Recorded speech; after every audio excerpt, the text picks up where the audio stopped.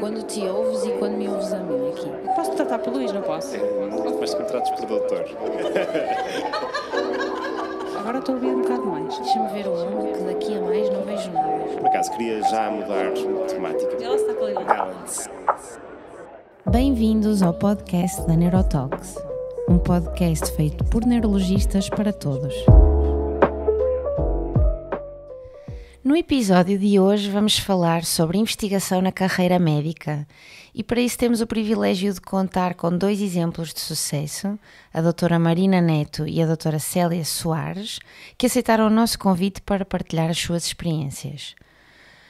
A doutora Marina Neto é médica doutorada em Ciências Cardiovasculares pela Faculdade de Medicina da Universidade do Porto e tem uma pós-graduação pela Harvard Medical School Portugal. Completou um Advanced Aortic Fellowship no Departamento de Cirurgia Cardiotorácica e Vascular da Universidade do Texas, em Houston, e atualmente é professora auxiliar convidada na Faculdade de Medicina do Porto, onde é investigadora na Unidade de Investigação e Desenvolvimento Cardiovascular. Exerce como médica de Angiologia e Cirurgia Vascular na Unidade Local de Saúde de São João. A doutora Célia Soares é médica doutorada em Medicina, com uma tese realizada na Universidade de Columbia, em Nova Iorque, focada na formação dos circuitos da visão. Realizou também uma pós-graduação na Harvard Medical School Portugal, onde desenvolveu um importante trabalho sobre o neurodesenvolvimento de doentes com fenilcetonúria em Portugal. A doutora Célia é membro da Comissão de Educação da Sociedade Europeia de Genética Humana e exerce como médica de genética médica na Unidade Local de Saúde de Santo António, onde se especializa em oftalmogenética, doenças hereditárias do metabolismo e doenças neuromusculares. Se calhar dirigia assim a primeira pergunta às duas, agradecer-vos por estarem aqui hoje. E queríamos que também falassem um bocadinho, são as duas médicas, são as duas investigadoras em áreas muito diferentes e se calhar queria que falassem um bocadinho do vosso percurso na área da medicina e também de que forma é que integraram a investigação ao longo do vosso percurso na medicina e também muito importante como é que conseguem continuar a integrá-la nos dias que correm. Bem, eu acho que isso vai estender-se, espero eu, ao longo desta conversa, porque, na verdade, haverá muito a dizer. No meu caso, já durante o secundário, eu senti algum apelo em relação à ciência, em relação à investigação e, portanto, já escolhi o curso de Medicina com essa, de alguma forma, com isso em mente, embora depois o curso me tenha revelado o lado clínico, que confesso que me surpreendeu mais do que eu inicialmente antecipava. Mas talvez por isso integrei um grupo de investigação da Faculdade de Medicina, o Serviço de Fisiologia, desde o meu terceiro ano já de curso. Um serviço muito dedicado a ciências cardiovasculares. A minha especialidade veio a ser Angiologia e Cirurgia Vascular, se calhar não por acaso, e essa colaboração manteve-se e estendeu-se depois num projeto doutoral e estendeu-se em atividades de investigação que ainda se mantêm ao dia de hoje. Portanto, se calhar este foi o início. Ok. Bem, no meu caso eu acho que entrei em medicina porque queria investigação e de certa forma tive a sorte de não ter bom aconselhamento de carreira no secundário, porque eu queria mesmo investigação, mas não havia nenhum curso na lista que se fosse investigação, eu não sabia como fazer. Entrei em medicina um bocado para ver como é que conseguia encontrar o meu caminho dentro da investigação. E desde muito cedo tinha um grande interesse numa investigação que fosse mais de ciências básicas, de perceber um pouco como é que funciona o nosso corpo e como é que funciona uma parte do nosso corpo que eu continuo fascinada, que é o cérebro. Durante o curso houve uma oportunidade de entrar num programa doutoral que exigia fazer rotações durante o verão, e durante o verão comecei a fazer investigação laboratorial e não correu bem e eu não gostei, mas como havia um prémio no final que seria entrar num programa doutoral fora de Portugal, fui persistindo e consegui entrar e estive 4 anos a fazer o meu doutoramento nos Estados Unidos e aí foi uma grande mudança de paradigma em investigação. Porque é um país em que as coisas estão muito bem organizadas, não apareceu nada do zero, foi um processo ao longo de vários anos e aí percebi um pouco como é que se pode fazer a investigação e continuar a ser médica. Também nos Estados Unidos comecei a ver apresentações de pessoas que faziam uma especialidade chamada genética médica, que eu em Portugal não sabia que existia, nem conhecia bem o que era, e quando regressei a Portugal tentei ir a uma consulta, pelo menos, para ver o que era, e logo na primeira eu disse, ok, é isto. Ainda me lembro que a minha primeira consulta foi ver 2 gêmeos com uma doença que é a síndrome de Angelman. Foi a minha primeira consulta de sempre de genética e eu pensei, ok, não estou a imaginar outra coisa. E por isso, pronto, entrei na especialidade de genética médica e neste momento sou especialista em genética médica. Mas também senti falta de alguma formação em investigação clínica e também senti falta de uma comunidade. E acho que encontrei um pouco isso entrando num programa que é o Harvard Medical School Portugal, em que conheci muita gente interessada em investigação em Portugal, que eu não sabia que existia, basicamente não sabia em que buraco andavam, e este programa mostrou essa gente e também me deu uma formação num pensamento crítico de investigação que não era o das ciências básicas, é o da clínica, que tem uma maneira diferente de funcionar. Vocês veem-se como médicas investigadoras ou como investigadoras que também são médicas? Como é que vocês... como é que... Ou por outra, como é que é ser médico e ser investigador em Portugal? Como é que se coaduna bem, como é que se conjuga bem as duas coisas? Eu acho que essa é a questão fundamental. É a principal dificuldade, acho eu, sobretudo depois de abandonarmos uma fase de formação mais específica, como seja no doutoramento ou como seja em que há objetivos mais concretos e mais tangíveis. Sem dúvida essa é a grande questão. Eu gostava por retomar algo que a Célia foi dizendo em relação às oportunidades de formação e em relação ao sentido de comunidade, e eu na reflexão que fiz antes de vir para cá, essa foi uma das grandes questões e que também nortearam um pouco o meu percurso, ou a procura disso norteou muito o meu percurso. Em relação com formação, na Faculdade de Medicina existem cursos, mini cursos de verão, escola de inverno, cursos que vão suplementando quem deseja fazer investigação de ferramentas estatísticas, de ferramentas também de outra natureza, que os alunos podem aceder. Sem dúvida que o Harvard e parte das pessoas que estão aqui hoje acabaram por se contactar nesse contexto. Esse programa foi muitíssimo interessante, não só pelo pacote de ferramentas que nos proporcionou, mas acima de tudo por esse efeito de comunidade. E continua a ser hoje, a meu ver, o principal motor para coisas acontecerem é sentir esse elo e sentir essa ligação, e sentir que há pessoas que pensam dessa forma e que nos continuam a dar energia para continuarmos a desenvolver alguma investigação médica em Portugal. Então vão continuar a organizar os nossos network mixers com cocktails. Ainda tivemos um há pouco tempo. Eu acho que vou ter de organizar o próximo em junho. Vamos e depois pensar para nisso. dar também o contexto desse curso. Portanto, é um curso de investigação clínica que é organizado por Harvard, mas que à data, que penso que infelizmente, entretanto, até terminou nos moldes em que existia, em termos de financiamento. À data era financiado pela FCT, pela Fundação para a Ciência e Tecnologia, e acho que de facto foi assim um marco nesse sentido de organização. Sim, trouxe para nós coisas que eu senti que durante o meu percurso tive que andar um bocadinho mais à procura, apesar de estarem fazer parte e ter uma filiação a um serviço de investigação, e isso por si só já é muito, porque estava instalada num centro em que o Hospital São João comunica muito bem com a Faculdade de Medicina, e isso é um privilégio, sem dúvida. Ainda assim, na minha área de investigação, que seria a cirurgia vascular, ainda assim, aí talvez a dar passos mais iniciais no que concerne a investigação de participação médica, senti que em muitos momentos tive que andar à procura de mentores, tive que andar à procura de parceiros, se quisermos, e isso levou-me à Holanda, como outros colegas meus que desenvolveram programas doutorais nesta área.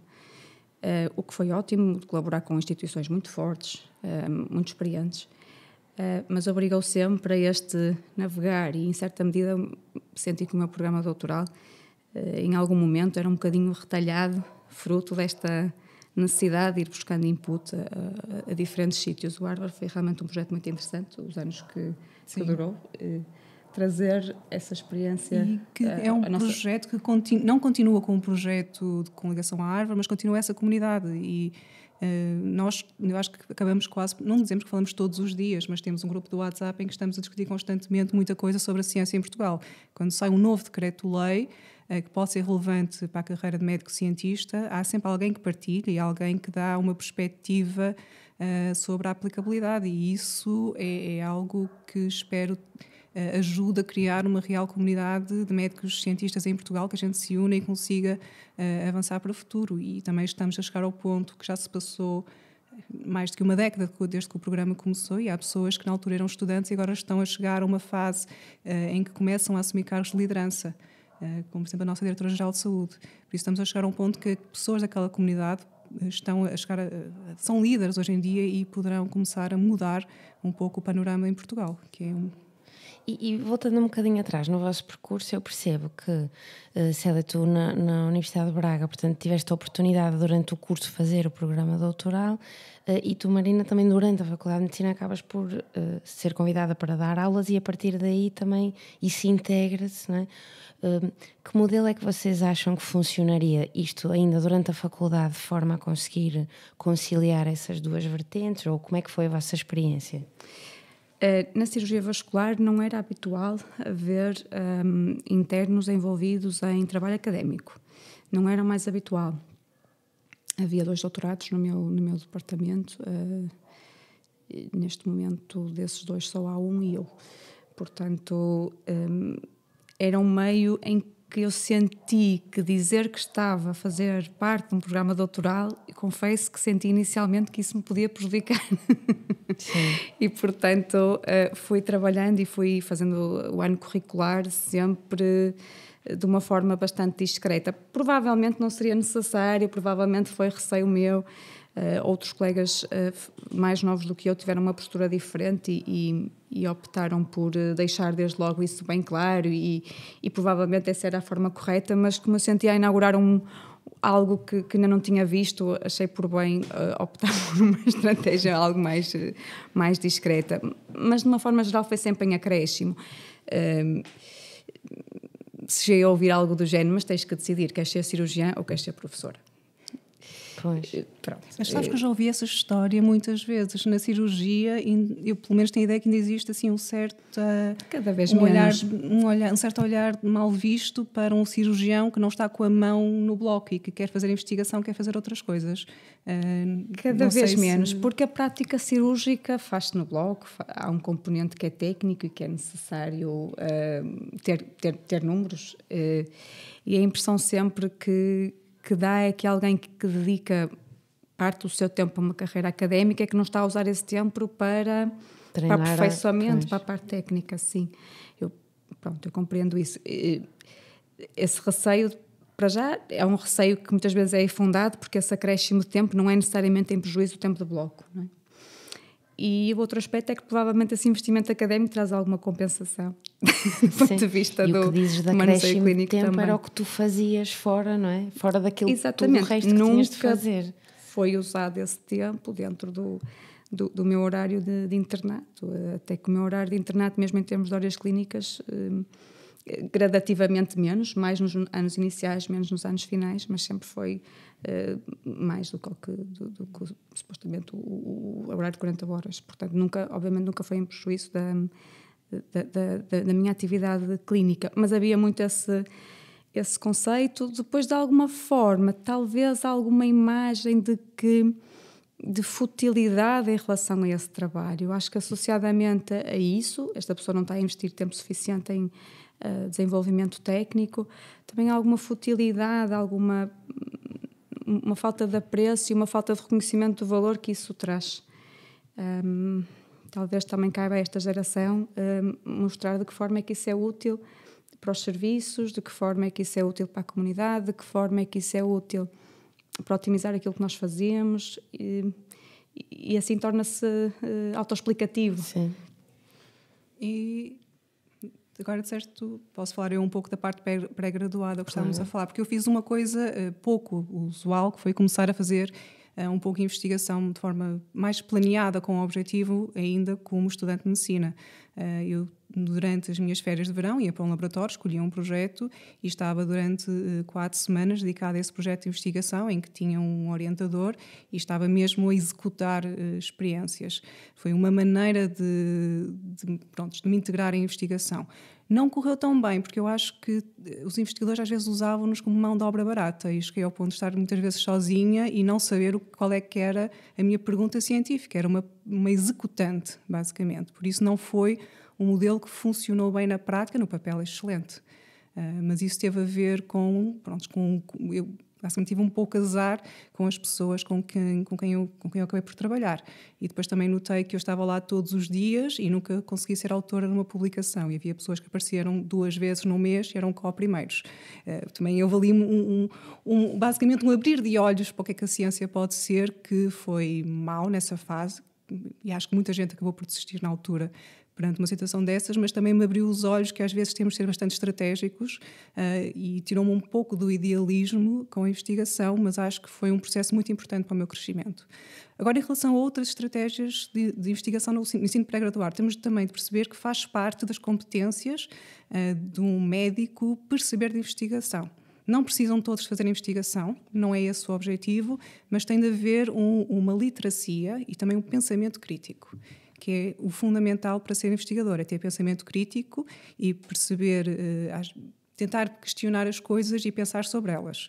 E também outra coisa é perceber que a investigação pode ser muito mais do que às vezes aprendemos na faculdade, porque eu acho que a investigação que me foi mostrada era muito monotemática das ciências básicas, e a investigação pode ser em gestão, a investigação pode ser em ciências sociais.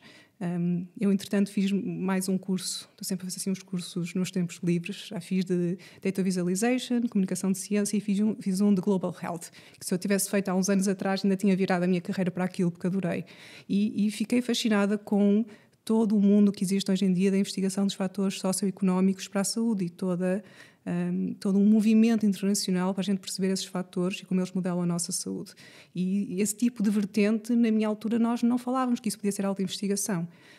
E acho que ainda existe muito para fazer, mas também as coisas evoluem e temos, de certo, trabalhar nisso, no ensino pré-graduado, estimular, acima de tudo, o pensamento crítico, explicar que não tem todos de ser investigadores, mas quem quer ser, quem tem interesse, tentar haver uma certa mentoria para mostrar o caminho e não acontecer como eu, fiquei um bocado abandonada no laboratório a pipetar coisas sem saber para quem é que aquilo seria. O rumo. Sim, e isso acho que é uma nova vertente e também mostrar os diferentes tipos de investigação que podem ser feitas e não apenas aquele grande foco nas ciências básicas, que não são a única investigação que existe. Até acrescentaria mais, não só nas ciências básicas, porque depois na investigação clínica também o conceito de que este estudo não serve para nada. Estamos a estudar o nosso centro, estamos a apresentar a casuística do nosso centro. Acrescentar pouco, não é? Não estamos a acrescentar nada. Uma gota no oceano. Estamos a fazer só um trabalhinho para apresentar num congresso.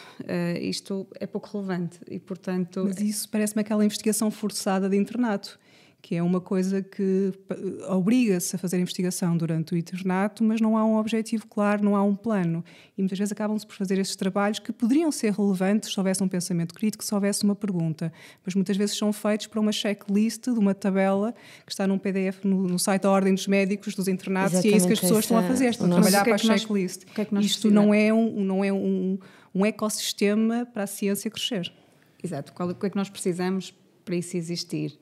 Mentores, instituições, linhas de investigação, e uma valorização global da investigação como um todo. Só existe se isso for, exatamente, isto só existe se vir valor no que advém desse investimento, acho eu. Que é o que eu neste momento sinto que estamos eventualmente a caminhar para aí, isto numa versão mais otimista ou não. Mas no internato essa checklist acaba por ser dos poucos momentos em que se valoriza a investigação. Eu estive a dar uma aula a ciclo de estudos e estive a rever o programa de alguns ciclos de estudos, cujo objetivo de investigação em alguns é escrever apenas um abstract para uma conferência, e há outros que é uma publicação. Ou seja, estes são os poucos momentos em que ser investigador acaba por ser valorizado e muitas vezes as pessoas acabam por fazer aquilo por checklist e não porque há um plano e uma estrutura.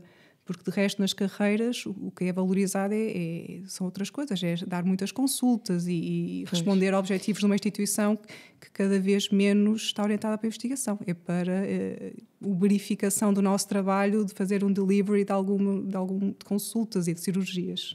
Esta questão, é engraçada essa questão que falavas há bocadinho sobre a investigação em gestão e até... Eu acho que isso colide um bocadinho com uma certa falta de verificação que nós temos no nosso sistema de saúde português de precisamente confrontar-nos com aquilo que é o nosso trabalho. Ou seja, há uma falta de investigação em gestão, se calhar global, mas em Portugal em particular, da mesma forma como nós não fazemos muita ideia de quais são os nossos números em todos os aspectos. Às vezes até nos baseamos, até chega a ser engraçado basearmos-nos, quando queremos dar estatística das nossas coisas, nos números que nos são apresentados pela União Europeia ou pela OCDE, em vez de nós próprios termos os nossos números. Isso é curioso. Mas eu queria vos perguntar, tentar direcionar aqui a pergunta para outra coisa, que era um bocadinho o que a Marina estava a dizer. Como é que, olhando para o tamanho do nosso país e para aquilo que nós conseguimos fazer, quer em termos de investimento, quer em termos de número de investigadores e na investigação clínica, número de doentes, como é que nós podemos contribuir para a ciência de uma maneira robusta e com peso? Como é que a nossa investigação consegue ser? Uma forma possível é associar-nos a parceiros europeus. Pelo menos se calhar esta opinião também está muito baseada no percurso que tive que fazer e no enriquecimento que tirei daí. Durante o internato colaborei com esse serviço holandês, com esse centro de investigação holandês. Parte dos trabalhos do meu internato, mais de translação, foram em comunhão com esse centro. Mais tarde fiz um estágio de 1 mês, já tinha terminado a minha especialidade na Suécia, onde também existe um grupo de investigação já mais focado em investigação clínica. Eu na altura tinha dados meus que andava há meses sem saber o que fazer com eles. Já tinha pedido a várias pessoas ajuda para me rever os dados, de que forma é que podíamos tirar lições dos dados que temos, que neste caso eram os da base de dados de mortalidade do a base de dados GDH, mais conhecida por base de dados de GDH. E foi muito interessante porque eu passei 1 mês lá, tive 2 ou 3 reuniões com cirurgiões investigadores daquele centro e foi o clique necessário para conseguir olhar para os dados portugueses de uma perspectiva de alguém que já trabalha com esses dados, não portugueses, mas, portanto, a minha experiência de facto foi muito positivamente marcada por interações com instituições europeias.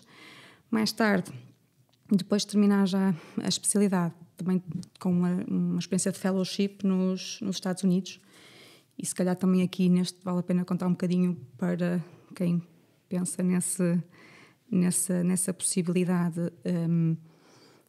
O meu serviço tem uma área emergente, ou a cirurgia vascular tem uma área emergente, tem várias, todas as especialidades, mas que seria o tratamento endovascular de aneurismas complexos. Era uma área na qual nenhum das pessoas que fazem parte do meu serviço tem experiência, portanto, sendo emergente é necessário ir captando essa experiência. E não tinha filhos quando terminei o meu internato, tinha alguma vontade de passar algum tempo num centro altamente diferenciado e sentia que o meu conhecimento, mesmo estando nós no auge, pelo menos do conhecimento teórico, obviamente o conhecimento técnico é outra conversa, mas estando nós no auge do conhecimento teórico, eu, quando terminei a minha especialidade, sentia que era um contributo muito parco para esse campo. E tentei realmente fazer uma formação. Na altura pretendia apenas passar 2 ou 3 meses no centro, mas o convite que veio daquele lado, ou a entrevista, proporcionou um tipo de trabalho diferente e foi-me proposto que fizesse mesmo um fellowship de 1 ano nos Estados Unidos, no Texas. E foi interessante esse momento, porque não era habitual, pelo menos na cirurgia vascular, formação tão prolongada. Também não é muito habitual após a especialidade, tendo em conta a rigidez dos nossos contratos, criar condições para que isso acontecesse. Entretanto, está previsto a existência de licenças sabáticas, desde que não ultrapassem 1 ano, para fins que sejam de superior interesse para o hospital.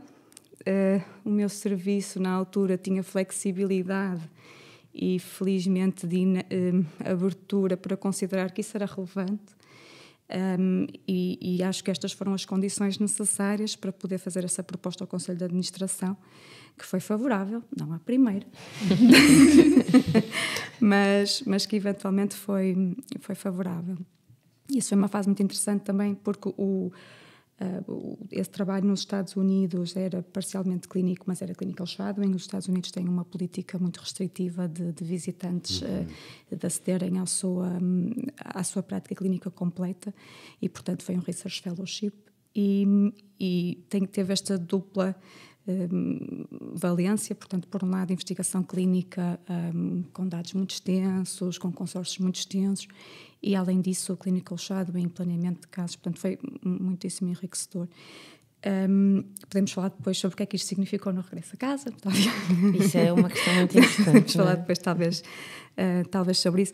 Mas pronto, fruto do meu percurso, talvez o que me apraz dizer, e em jeito de conclusão, é que, pronto, se considerarmos que somos um país pequeno e que ainda estamos a tentar ter instituições mais robustas e uma investigação mais consolidada, parece-me que, obviamente, a possibilidade de contactar com centros europeus, centros americanos, com as suas especificidades, são, de facto, uma mais-valia muito grande, sobretudo, e se quisermos falar como temas como inteligência artificial, em que precisamos de larguíssimos datasets.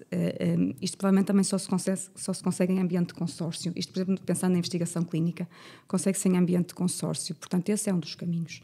E mesmo esse caminho, temos muito para aprender nesse caminho, porque o estar ligado a um grupo europeu, o receber financiamento europeu, o executar o orçamento desses grants, não é linear. As nossas instituições nem todas estão preparadas para isso. Se calhar as investigações de desenvolvimento já têm delegações próprias para tratar desses assuntos.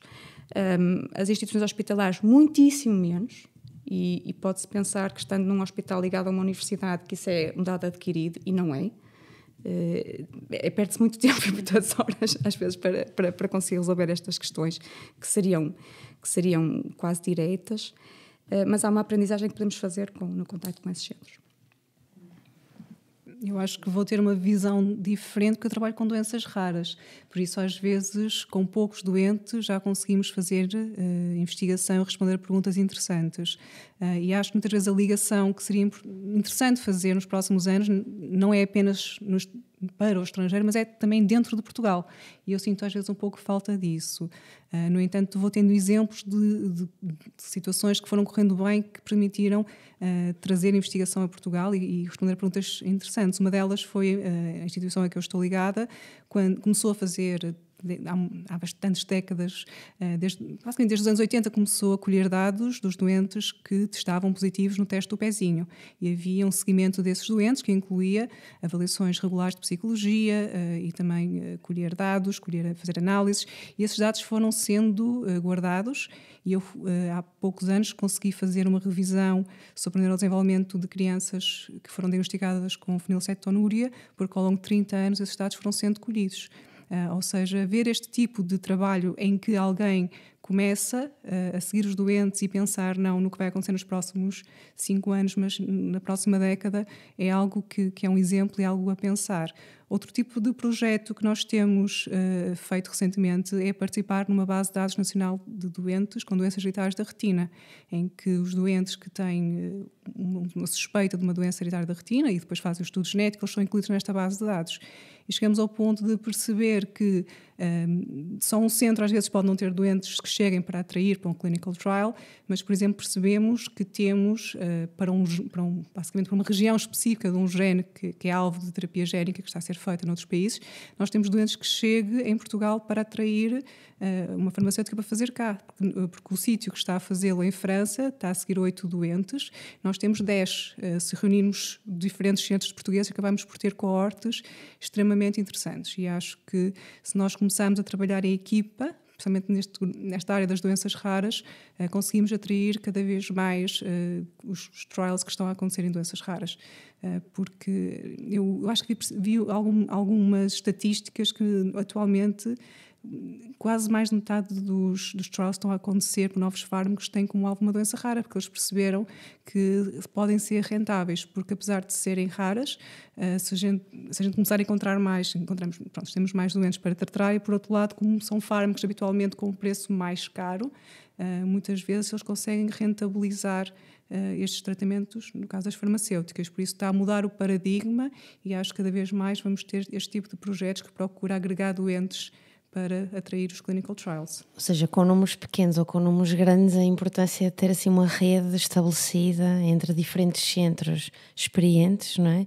Mais do que talvez trabalharmos, como muitas vezes fazemos de forma mais individual, ou com os nossos dados, não é? Com os nossos resultados, que em última análise não vai permitir conseguir, não é? Fazer um projeto de qualidade a longo prazo.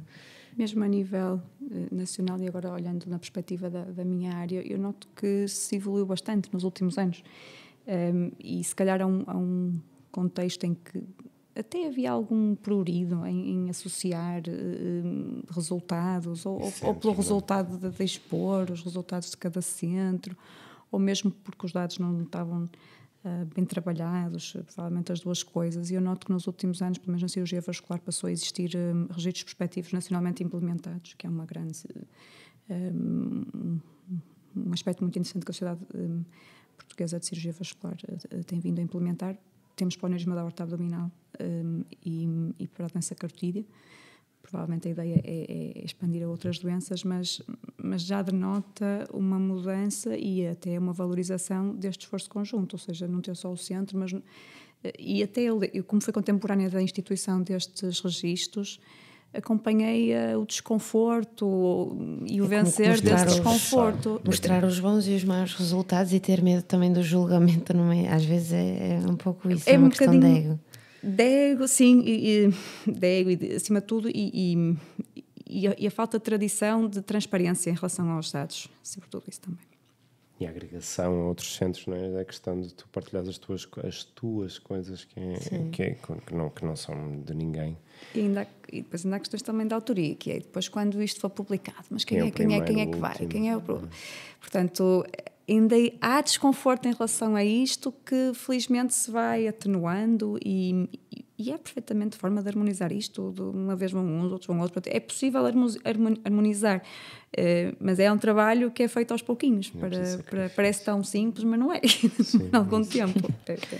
E era até, pegando um bocadinho também no que a Célia estava a dizer, desta perspectiva das autorias, da ética, a investigação, que é muito difícil de gerir e que eu acho que uma falta de mentores com uma boa formação e com uma boa comunicação, acho que poderá ser uma das principais causas, não é? Acho que também as próprias instituições, quando selecionam os seus líderes, deveriam escolher pessoas que deveriam ter essa capacidade de mentoria. Isso eu acho que foi das grandes diferenças que eu encontrei com os Estados Unidos. Por exemplo, no meu departamento, foi em Colômbia que eu estive, o nosso líder ele garantia que quem entrava dentro da instituição para ter algum cargo maior, de maior chefia, tinha de ser um bom mentor, tinha de ser uma pessoa que fosse capaz de lidar com pessoas, estar com pessoas e que não estivesse apenas a gerir a sua própria carreira, tinha de gerir a carreira das outras pessoas. Ou seja, às vezes as próprias instituições, quando escolhem quem põem lá dentro, têm de ter essa inteligência. E depois eu também estive algum tempo em Hopkins e adorei. E lembro-me que Hopkins esteve muito mal há uns anos, em termos de atrair pessoas. Eu lembro de falar com alguém que me disse que resolveram o problema getting rid of the assholes. E isso às vezes é esse tipo de maneira de trabalhar que também temos de pensar. Trabalhar com pessoas que estejam lá com capacidade de trabalhar em equipa, que sejam capazes de ser mentores e que estejam lá para melhorar a saúde dos doentes e promover a instituição e não apenas a si próprios. Aí precisas de massa crítica, portanto vais tendo cada vez mais, mas nota-se isso, uma preocupação em lá está, com os colaboradores com quem estás e identificares que não se trata só de um projeto pessoal. Sim. Vais identificando isso quando há mais massa crítica. Sim, um ecossistema. Tem de haver um ecossistema em que haja um pensamento crítico e isso em Portugal eu ainda sinto um pouco falta desse tipo de ecossistema e que as próprias instituições promovam que ele existe, porque ele também tem de ser criado e quem é líder tem de promover que se crie esse ambiente e escolher pessoas que tenham essa capacidade. Mas isso é também... Quer dizer, acho que é difícil também provarmos isso, mas lembro-me de ler um artigo interessante que fala, e isto é óbvio que é a subida ou a escalada na carreira e no poder, que é mais fácil, não é? Se calhar para indivíduos que pensam no seu projeto pessoal ao invés de um de um projeto que engloba o serviço. Mas e tu consegues cheirar essas pessoas. You can sniff them. Isso, eu também, a minha chefe também era um pouco a líder do departamento. Eu tinha noção o que é que ela procurava quando procurava um novo chefe de laboratório, porque ela é uma das pessoas que também tinha um grande poder para decidir isso, o que é que ela procurava. E tu percebes quem são essas pessoas e perguntas às pessoas à volta. Ou seja, tu também tens de ser inteligente e saber sniff them. Eu não sou tão otimista como você. E acho que se também os quadros não forem suficientemente vastos de massa crítica, mesmo que alguém tenha que decidir, às vezes não há muitas hipóteses e, portanto, vai quem está e quem tem formalmente condições para isso, e é o que é, nada a dizer. Mas realmente mais massa crítica, penso, espero, anseio, que possa ser... criar mais esse estilo de ambiente. Sim, e claro que é isso também. Nós acabamos por, como não criamos uma certa escola, estamos a falar, na casa da investigação não há uma escola, nós acabamos depois por ter dificuldade em encontrar mais pessoas, e é por isso que eu a dada altura percebi que realmente era preciso encontrar a tal comunidade, e não o descobri sozinho, por acaso foi mesmo em Hopkins. Sentei-me com a minha orientadora na altura, a Joan, a falar sobre carreira, e ela disse-me, find your helpers, e foi aí que eu percebi que essa questão da comunidade é importante, que eu até acho que não estava a valorizar tanto, e realmente é um pouco isso, esse pensamento crítico é fundamental, e também foi por isso que eu comecei um pouco a ligar mais ao Harvard Medical School e continuo a organizar os nossos eventos de network, porque acho que é importante trabalhá-lo. Mas não sei até que ponto organizei já eu mais eventos de network sobre ciência que alguns hospitais cá em Portugal. Sim, acredito que sim. Eu concordo. Sim. A própria... até é perverso, porque até ainda em relação ao percurso académico, ser um projeto pessoal e às vezes ser menos do que criar um ambiente, se calhar, mais saudável de investigação. Até o contexto, até o conceito de citação faz com que haja quase um desejo de publicar o que quer que seja, ou seja, mesmo fora do internato. Vamos esquecer, o internato também o é, e há métricas próprias e fazem-se trabalhos às vezes desprovidos de algum contexto, mas mesmo pensando já depois disso, se queremos métricas de citação, o índice H, etc., também há alguma mais-valia em publicar, às vezes quase por publicar. Portanto, as nossas métricas até aí são difíceis e um bocadinho viciosas. Pronto, também não há uma resposta fácil para isto. Começa a haver altmetrics, há outras formas mas sabes o que é que me preocupa mais neste momento? É o absurdo dinheiro que estamos a gastar com publicações fáceis, principalmente de algumas revistas predatórias. Eu ponho-me a pensar, se um hospital que gaste, não sei, 2.000 euros de cada artigo, que muitas vezes não há um verdadeiro peer review, se ele pegasse nesse dinheiro todo e contratasse alguém que fosse realmente apoiar a investigação na instituição, seria um dinheiro muito mais gasto que essas publicações todas que têm pouco impacto. Pois, e que não houve uma de precisarem ter artigos citados e de precisarem ter essa visibilidade, mesmo quando o trabalho às vezes não é. Não, sim. Não tem a qualidade suficiente. E é uma questão de investimento. Estamos a gastar muito dinheiro, que eu nem sei de onde é que vem, neste tipo de publicações, e eu preferia que gastassem a contratar alguém para, por exemplo, me apoiar para introduzir doentes em base de dados, ou alguém para ajudar a preencher papéis de uma comissão de ética. E até acho que, voltando um bocadinho atrás, criar as condições e dar, às vezes, naturalmente que as FIAs têm que ter a sensibilidade de perceber e de dar liberdade e autonomia para que as pessoas possam desenvolver projetos de qualidade. Pronto, mas depois aí tens sistemas e tens serviços mais rígidos ou menos rígidos. E pronto, esse é um problema também, e que eu também acho que é geracional. Que foi um bocadinho também o regressar. Sinto que o meu regressar, depois de ter feito fellowship nos Estados Unidos, teve um bocadinho essa tónica. É curioso falar disso, porque quando eu regressei tinha uma estrutura organizativa diferente daquela que tinha quando saí. Diferente, não vou dizer se é melhor ou se é pior, mas era de facto diferente, mais rígida, menos dada à iniciativa de cada um dos elementos do serviço. E isso, de alguma forma, acho que prejudicou um pouco. Senti muito um outlier quando regressei. Embora, se calhar, é uma sensação que qualquer pessoa que está algum tempo fora, naturalmente, vai sentir. De qualquer das formas, senti que isso frustrou um bocadinho no início o meu desejo de trazer o que tinha aprendido, ou que no fundo foi a motivação inicial para eu sair, foi exatamente eu notar que não era um ativo muito relevante naquela matéria e procurei sê-lo. E depois notei que houve um lag bastante grande para eu sentir que realmente estava a contribuir mais do que um ano. Não sei se é muito, se é pouco, foi o que a estrutura entendeu necessária para esse contributo. E, portanto, estruturas mais rígidas ou menos rígidas também podem te fazer sentir mais um elemento ativo e uma pessoa a contribuir ativamente com isso. Felizmente, tive mentores que também me foram aconselhando no sentido de que a motivação, estando lá, o trabalho, a ética profissional, que eu, em relação às quais nos devemos pautar, obviamente, mais cedo ou mais tarde as coisas são o que são, não é? E o valor, se existe, acaba por ser bem-vindo, e felizmente foi o que aconteceu. Mas senti que realmente a diferença entre uma estrutura mais rígida ou menos rígida pode até fazer desistir. Se tu notas muita dificuldade por mais boa vontade que tenhas, provavelmente isso vem de um contexto histórico, ou seja, uma pessoa fez o que é que esta pessoa... Porque é que fez isto? Teve um ano fora, numa carreira, numa especialidade em que tipicamente as pessoas têm trabalho no hospital, têm trabalho em instituições privadas, que era exatamente o meu caso. Fiz um esforço pessoal grande e não deixei de colaborar com essas instituições. De vez em quando, quando vinha a Portugal, ainda vinha fazer umas consultas para tentar deixar os meus doentes com algum acompanhamento. Mas acho que algo causou alguma estranheza. O que é que esta pessoa quer exatamente? E demora algum tempo até, se calhar, ficarem tranquilos com a benignidade ou com o propósito que uma formação dessas quase um receio da mudança, da inovação. Não queria dizer receio, mas lá está. Uma falta de capacidade de introdução de uma pessoa com estas características naquela estrutura mais rígida. Mas tudo é uma questão de tempo e felizmente foi assim que, com o tempo necessário, as coisas acertaram-se, felizmente.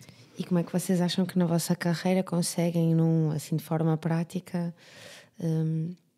Até ainda queria voltar atrás, pensando que, para quem nos ouça, que não compreende exatamente alguns destes detalhes, e é uma pergunta assim básica, mas eu acho que é importante. Porque é que a investigação é importante na medicina? Porque é que é importante aprendê-la desde o curso até, como falaste um bocadinho há bocado, Célia, porque é que precisamos ainda de investir neste ensino e porque é que devemos continuar a promover que os médicos possam ser só, e digo sempre só, entre aspas, clínicos, possam ser clínicos investigadores ou possam ser só, também entre aspas, investigadores?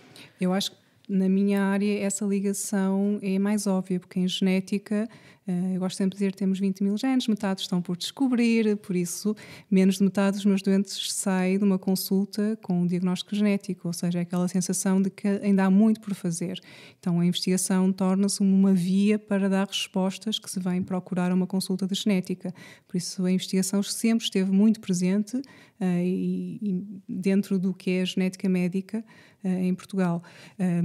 Ao mesmo tempo, e mesmo quem já tem um diagnóstico, como são doenças raras, às vezes pode aparecer algo que é novo. Ainda há poucas semanas eu tinha um menino que já tinha dado alta na consulta, já não o via há 2 anos, de um gene que foi descrito há 5 anos, que teve uma manifestação óssea que nunca tinha sido descrita na síndrome dele. Então eu tive de falar com especialistas internacionais que têm uma base de dados e perguntei na vossa base de dados, há algum doente com esta manifestação?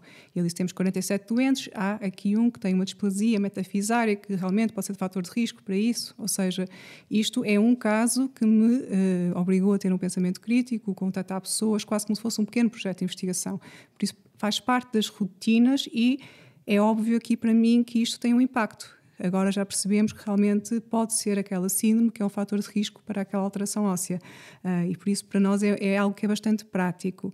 No entanto, também é de uma das áreas em que a investigação foi sendo feita de maneira muito mal feita. Também tenho de criticar isso, porque sofro um bocado na pele o que se passou no passado. No passado não havia estudos genéticos, hoje em dia eles estão por aí aos pontapés, há imensos laboratórios privados, todos a competir pelo preço mais barato, mas durante muitos anos não havia. Então era preciso haver um trabalho de investigação, a amostra ia, não sabemos lá para onde, alguns no mundo, o doente perdeu o contacto com a amostra, nós perdíamos o contacto com a amostra, isto seria o pesadelo GDPR hoje em dia, e depois tínhamos os doentes constantemente a vir perguntar, mas há resultados, não há resultados, e nós não sabemos o que se passa. E depois, passado 4 anos, lá havia alguém a dizer deve haver uma alteração neste gene, e nós, ok, vamos agora tentar estudá-lo, e depois não havia nada, ou seja, a genética acabou por ser uma área em que havia muita investigação feita um bocado porque não havia mais nada e muito mal feita, e acho que também temos depois agora pensar que isto não é já não é o paradigma da investigação em genética, devemos parar com isto, e se faz alguma coisa é preciso haver um relatório e as coisas estarem bem organizadas, porque o passado foi tudo muito mal feito. Acho que uma especialidade cirúrgica é muito particular em relação a este assunto, porque, mais uma vez, há uma quantidade de tempo muito grande que é aplicada em aspectos mais técnicos, que é a natureza da própria especialidade. E às vezes sinto-me quase obrigada a ir reforçando o porquê de ser necessário mantermos concentrados, e eu própria tenho que justificar às vezes a mim própria o porquê a justificação que eu dou a mim própria e aos outros é o espírito crítico, e eu noto muito, costumo dizer várias vezes, quando nós paramos não ficamos no sítio onde estamos, vamos sempre para trás, e a investigação permite isso mesmo, manter sempre o teu raciocínio, manter sempre os teus conceitos, a aquisição de conhecimentos, a inovação, a apetência para a inovação. Eu sinto que se eu deixar de me conectar com isto, sinto que vou baixando de patamar muito rapidamente. Portanto, eu acho que é quase uma obrigação. Pronto, mas sinto que é difícil também porque é sempre um trabalho, e se calhar também vamos falar um pouquinho sobre isso, que é feito sem tempo protegido, é sempre um trabalho que é feito em cima do nosso trabalho hospitalar, em cima às vezes do trabalho privado também, que nós já fazemos por vezes em acréscimo do trabalho hospitalar em hospitais públicos. Portanto, às vezes dou por mim a pensar se vale mesmo a pena. Acho que toda a gente tem as sementes. Pronto. Mas, acima de tudo, a minha principal motivação é essa. Eu sinto que, se não estiver conectada com este tipo de estímulos, que não só não fico no patamar em que estava, sinto que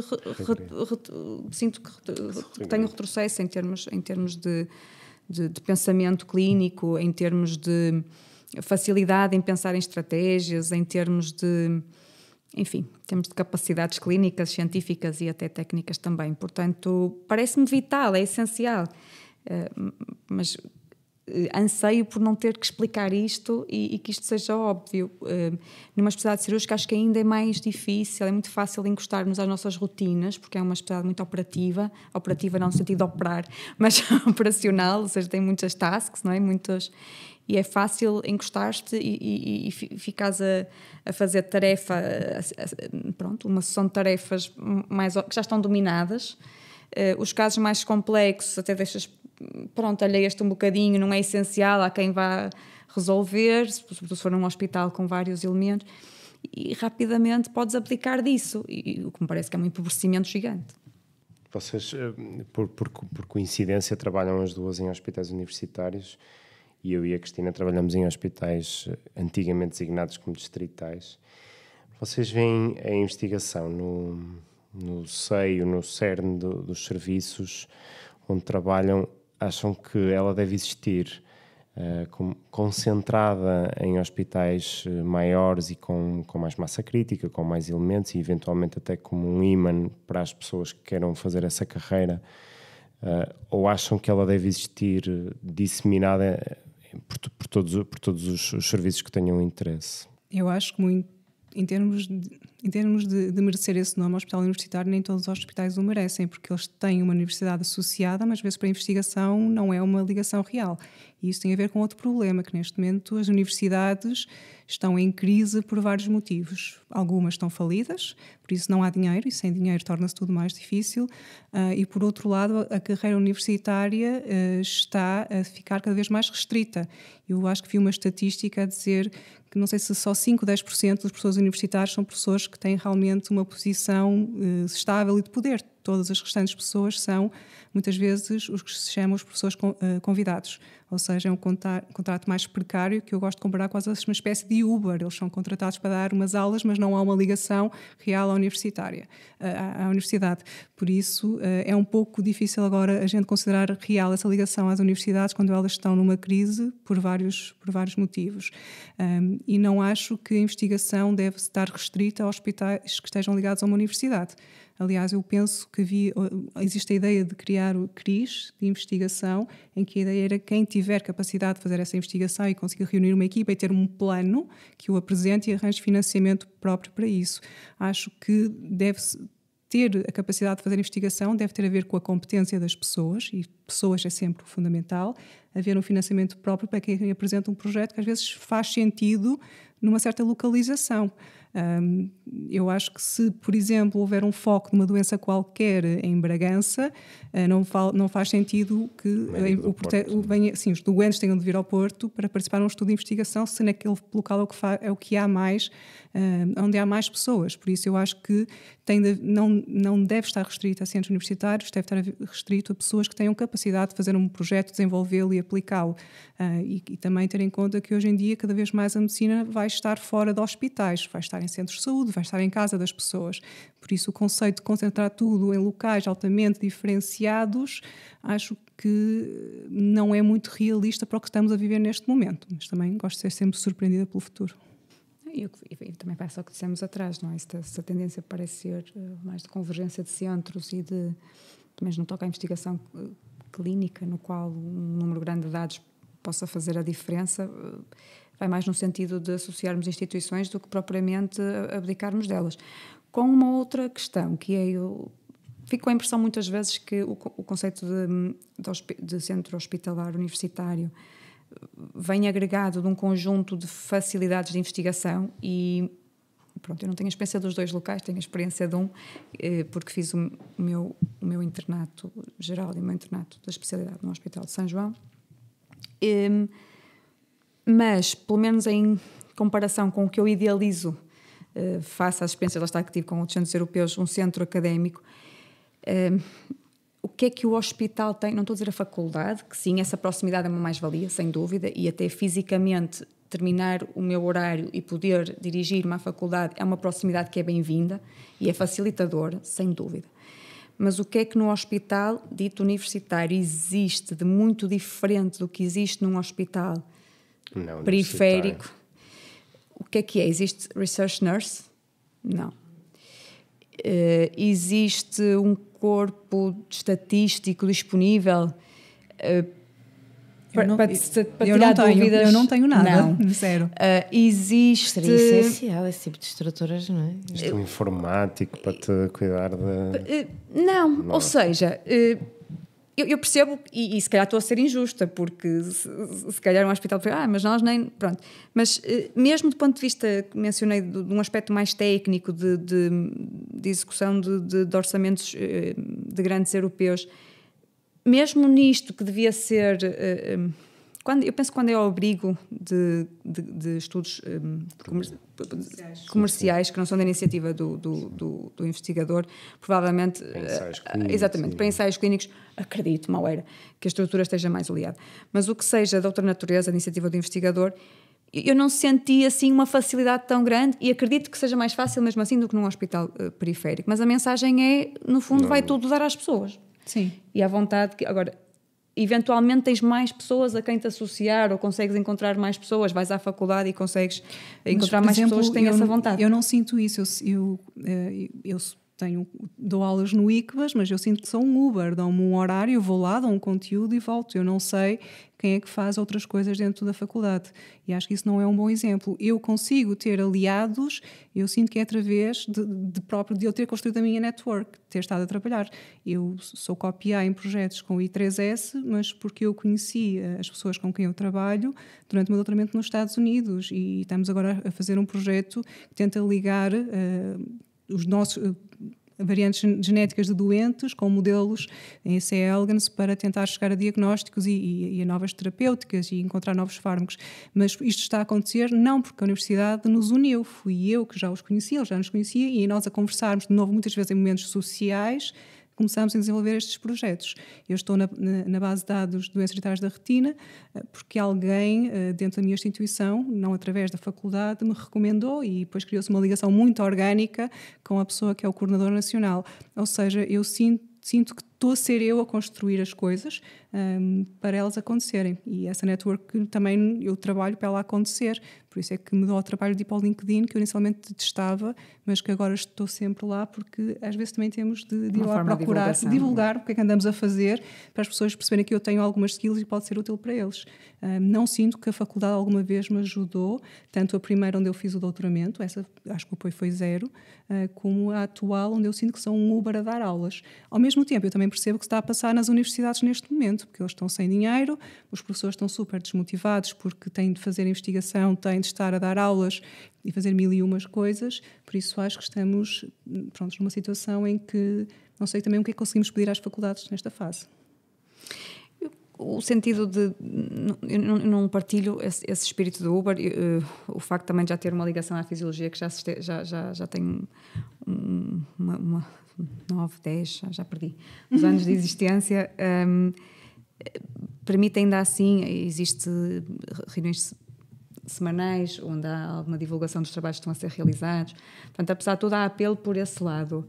Mas como a pergunta inicial tinha sido em termos de instituições hospitalares, aí claramente talvez não fosse muito diferente estar num periférico ou estar num hospital universitário, atrever-me a dizer, no que diz respeito a ensaios ou estudos da iniciativa do investigador. A faculdade, pois, porque aqui nós, quando falamos em investigação, falamos da parte clínica, falamos da parte, quando dizemos investigação básica, falamos mais em modelos de laboratório, e depois também investigação baseada em ensaios clínicos, que é mais da iniciativa de indústrias farmacêuticas. E a sociológica, que não existe, eu adorava. Por acaso, quando estive em Hopkins, foi dos trabalhos que eu mais gostei.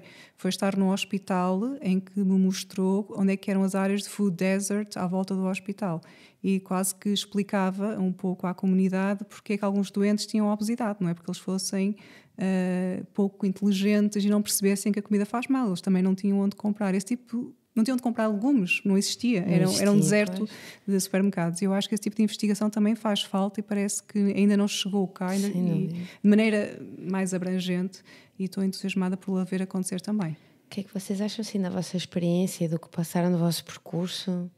E é uma pergunta difícil porque tem muitas respostas e muitos itens diferentes, mas de que forma é que poderíamos melhorar este percurso de investigação em medicina? Como é que poderíamos, no mundo ideal, se pudéssemos aconselhar quem nos dirige e governa a organizar as coisas, qual é que seria o vosso ideal? Acho que é que a Célia vai concordar comigo, de certeza, que é o tempo protegido. Acho que é o mais óbvio. X, dizemos ao mesmo tempo. Acho que é óbvio. Portanto, o facto de não haver... já falámos muito da valorização de que isso traz para a carreira médica e em última instância, para os hospitais. Essa consciencialização ainda não é formal. Portanto, ainda não há... Assim como temos objetivos clínicos e dentro de cada serviço a cumprir... Ainda não temos uma equivalência no que diz respeito à investigação. Podia ser publicações, embora isso também é um outcome que não é muito linear. Portanto, esse reconhecimento, sem dúvida, e esse reconhecimento traduzir-se em criar condições para que só vai existir se efetivamente houver valorização. De outra forma, ninguém vai fornecer tempo a alguém para abdicar ou de alguma realização clínica por algo que não é valorizado. Portanto, as duas coisas acompanham-se. A existência de tempo protegido, se calhar é a materialização da valorização, da importância da investigação para as carreiras médicas, para os hospitais e para os doentes, no fundo. Sim. Mas falaste da palavra-chave para mim, é isso, é a questão de haver uma carreira. Eu acho que deveríamos diversificar o tipo de carreiras que existem para médicos, que pode ser no SNS e fora do SNS, também se faz investigação fora do SNS, e existirem carreiras em que quem está numa carreira de investigação tem acesso a ela de forma competitiva, em que haja financiamento que as pessoas podem concorrer, em haja uma infraestrutura, se possa gastar dinheiro para contratar pessoas para fazerem tarefas específicas, da mesma maneira que certo deveria haver uma carreira para médicos gestores ou para médicos professores que lecionam nas universidades e têm uma vertente mais de ensino. Acho que temos de pensar em diversificar as carreiras e criar condições e também, de certo, também ir avaliando quem entrou na carreira se está a cumprir os objetivos ou não. E outro grande ponto é quem nos governa politicamente olhar para a investigação médica com seriedade e torná-la algo que faz parte da avaliação das instituições.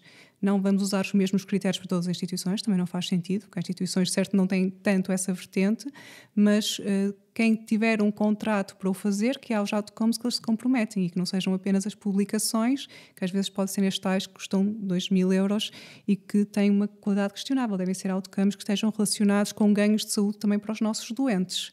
Eu dei uma aula, sexta-feira, a um ciclo de estudos e perguntei quais eram as motivações para fazer investigação e pus naquelas clouds de palavras e a primeira palavra que apareceu assim bem grande, que a audiência repetiu mais vezes, foi doentes. E no final ficamos a refletir sobre isso. No final, muita gente está interessada em investigação é por causa dos doentes e para melhorar a sua saúde. E acho que politicamente também temos de pensar como é que vamos avaliar as instituições que estão a fazer investigação e que ganho está a trazer para os doentes. Sim, e havendo carreiras, é difícil exigir investigação que traga valor se não tens sequer uma carreira reconhecida, se nem lhe deste tempo para fazer uma investigação de valor. Uma coisa vem atrás da outra e depois vem a crítica de que esta investigação também, como está a ser feita, não leva a lado nenhum e não acrescenta muito. Pronto, provavelmente as duas coisas vão se acompanhar. Eu espero que eventualmente o reconhecimento, o estabelecimento de uma carreira e alguma flexibilidade nos tipos de carreira, que isso possa trazer investigação feita em Portugal com mais valor. Mas sabes o que é que eu acho mais interessante? É que eu já vi isto em documentos políticos várias vezes. Ou seja, eu já acho que, nem sei se foi o Pedro Passos Coelho, já foi há muitos anos, alguém escreveu assim uma proposta super gira que poderia facilitar existir esta carreira de médico-cientista, havia diferentes níveis de maturidade, copiando um bocado o modelo, acho que da Bélgica. Mas depois as coisas não acontecem. E não sei até que ponto porque ninguém vai para a rua fazer uma manifestação a dizer não há investigação médica em Portugal. Nós também não temos uma grande participação. Uma participação tão grande. Não temos uma projeção. Ninguém protesta porque não há investigação. Porque ninguém está a investigar a minha doença. Voltando também ao sentido de comunidade e de ser muito importante, não é? Que quem tem interesse na área também se ligue mais em comunidade, não é? Eu acho que em Portugal nós...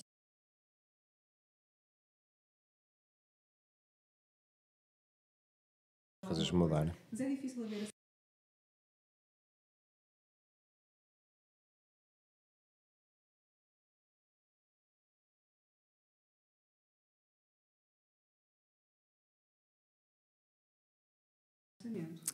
Mesmo a pressão social das estruturas e instituições que fazem pressão, como os sindicatos, isto nunca está muito em cima da mesa. Mas a carreira também do eu médico acho investigador. que eu já ouvi alguém off the record numa administração, quer dizer, numa administração num país, algures neste país, não vou dizer onde, alguém disse: eu não vou estar aqui a pôr médicos em investigação quando as urgências estão cheias. Imagina como é que isto vai cair, como é que isto vai cair nos jornais a dizerem que os médicos estão a fazer investigação em vez de estarem a ver doentes.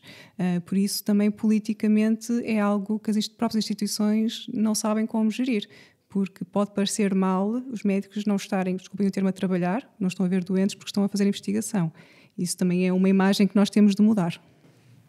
E até lá resta-nos ir continuando a construir a comunidade, por exemplo, com podcasts deste género. Pelo menos isso Muito podemos ir obrigado, fazendo. Célia. Muito obrigado, Marina. Acho que foi uma conversa muito interessante.